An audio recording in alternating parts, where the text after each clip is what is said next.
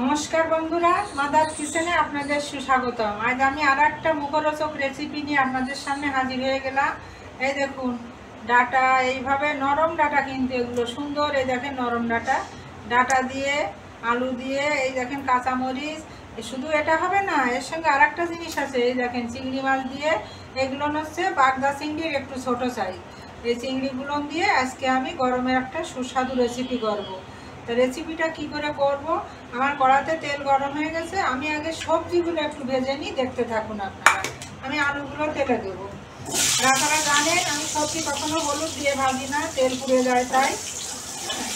এই সবজিগুলো আমি এইভাবে কী করবো, সামান্য একটুখানি লবণ দিয়ে আমি সবজিগুলো ভেজে নেব।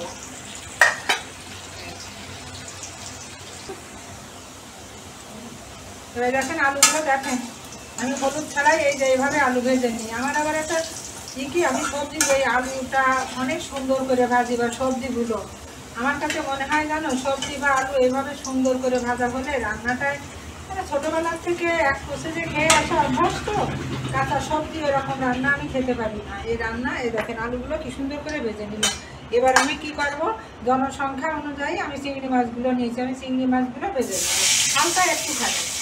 চিংড়ি মাছ বেশি ভাজবে না, চিংড়ি মাছ শক্ত হয়ে যায়। সামান্য তেলে দিয়ে আমি নামিয়ে নেবো।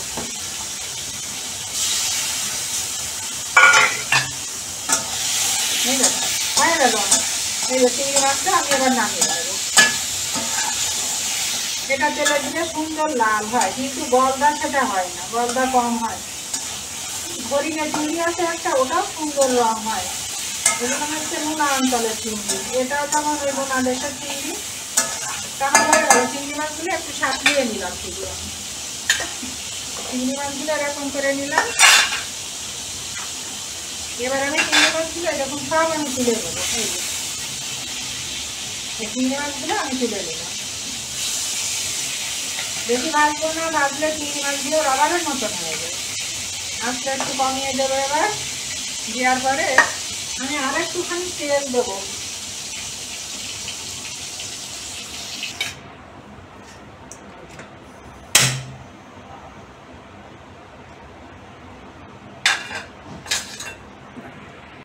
তেলটা আমার এরকম গরম, মাছের তেলে মাছ ভাজা বলতে পারেন আপনারা।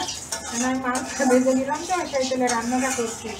অসাধারণ লাগবে খেতে। আমি ফোড়ন কি দিচ্ছি দেখে নিন, রাঁধুনি আর জিরে। আপনারা আপনাদের খেয়াল খুশি মতন ফোড়ন খেতে পারেন, কিন্তু আমার এটাই খুব পছন্দ। দিয়ে দিলাম।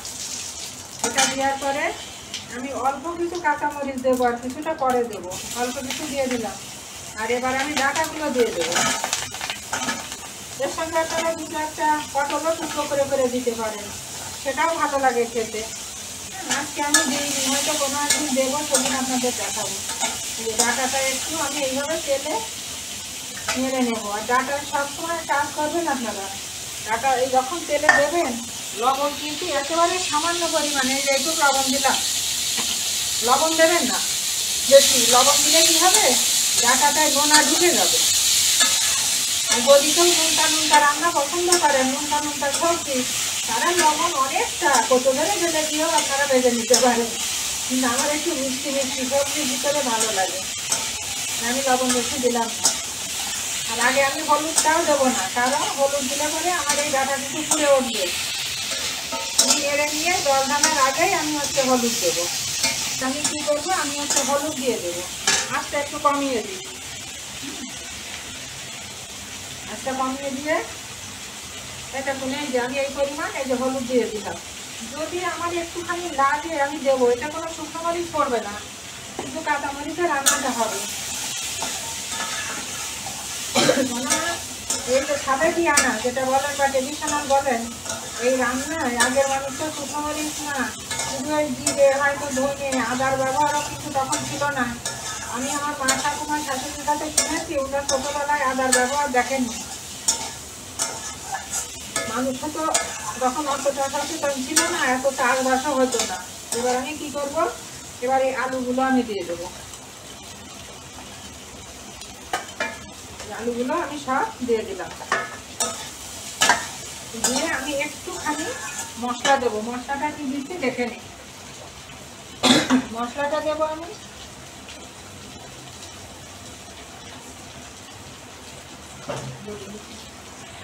এই দেখুন আমার শিলপাটায় বাটা, আমি হাতে কি মিহি দেখুন এই শিলপাটায় মশলাতে কি সুন্দর লাগে রান্না করলে বন্ধুরা। একদিন যারা বাটেন না গুঁড়ো খান তারা একদিন একটু বেটে এইভাবে রান্না করে দেখবেন। আমি একটুখানি জিরে ধনে এই যে বাটা একটু দিয়ে দিলাম, শুকনো মরিচ না, কিন্তু শিলপাটায় বাটা মশলায় রান্নার গ্রেভিটা কি সুন্দর হয়। তো যারা শিলপাটায় করে খান এটা তারাই হয়তো বুঝতে পারেন যে শিলপাটার রান্না কত চমৎকার। রান্নার গ্রেভিটা এত স্মুথ হয় সে মানে কি বলবো, করে না করে বুঝতে না। এটা কিন্তু আদার ব্যবহার দেবো না, কেননা চিংড়ির সাথে সাধারণ আদাটা যায় না। চিংড়ি, ইলিশ মাছ, কাঁকড়া মাছ এগুলোনে আদাটার ব্যবহার না করলেই ভালো হয়, কারণ এগুলোনের আলাদা নিজস্ব একটা গ্রাম থাকে। এবার আমি মাদার কিচেন মানে তো গরম জল, এই আমি গরম জলটা করে রেখেছি, এবার আমি দিয়ে দেবো। একবারে দেবো না, মশলাটা একটু আমি নেড়ে গুলিয়ে। আর এত সুন্দর এই রান্নাটা বন্ধুরা কি বলবো, করে আপনারা খাবেন। আশেপাশে বন্ধুদের আপনাদের কাছে অনুরোধ একটু শেয়ার করবে যদি আমার এই সাবেকিয়ানা রান্নাটা আপনাদের কাছে ভালো লাগে। আর না লাগলে আপনারা হয়তো না দেখেই চলে যাবেন, সেটা আমি জানি। আমি জলটা আমার যেটুকু লাগবে আমি সিদ্ধ হোক ডাটাটা। এবার কি করব, আমি ঢেকে দেবো।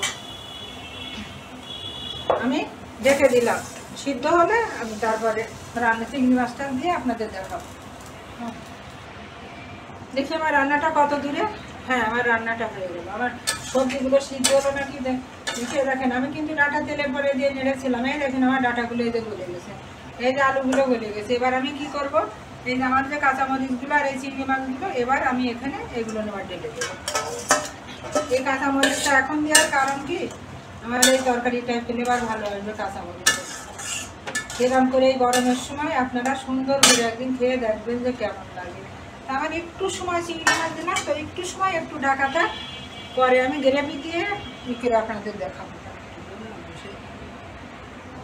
দেখুন, হ্যাঁ এবার আমার হয়ে গেল। এবার আমি এটা জানেন সাবেকিয়ানা রান্না, তাই এতে খানিকটা আমি চালের গুঁড়ো ব্যবহার করি। আমি আটা পিঠুলি খুব কম খাই।